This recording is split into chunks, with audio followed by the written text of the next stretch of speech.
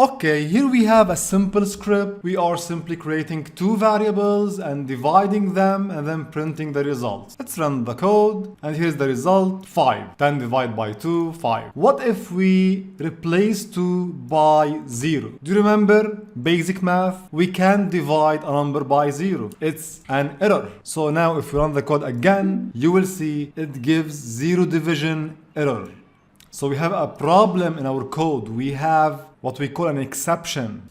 In order to handle these exceptions properly in our scripts, we use something called TryExcept block. We say try and then except, just add space, and here we're going to print error in this way. So now what will happen?